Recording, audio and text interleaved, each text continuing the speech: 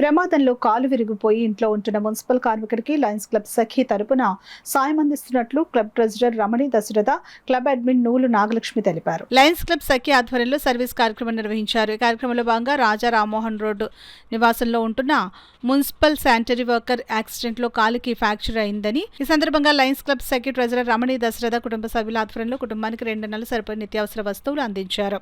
Lions club సఖీ సభ్యులచే పంపిణీ కార్యక్రమం చేశారు. అనంతరం జగన్నాథపురంకు చెందిన క్యాన్సర్ వ్యాధితో బాధపడుతున్న వృద్ధురాలకి బాదం బాలకృష్ణ క్లబ్ సభ్యులు అందరూ కలిసి ఆర్థిక సహాయం చేశారు. ఈ కార్యక్రమంలో lions club Sakhi admin Nagalakshmi, secretary Savitri, treasurer Ramani Dasharatha, Ratnamala, Venkatalakshmi, Ramarani, Tejaswini, Shravya club సభ్యులు పాల్గొన్నారు.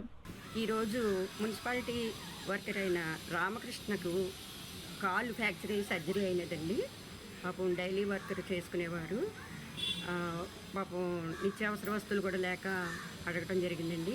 మా క్లబ్ ట్రెజరర్ అయిన రమణి గారు ఈరోజు ఒక రైస్ బ్యాగ్ 2 నెలలకు సరిపడా గ్రాసరీ కూడా తెచ్చి ఇవ్వటం జరిగిందండి.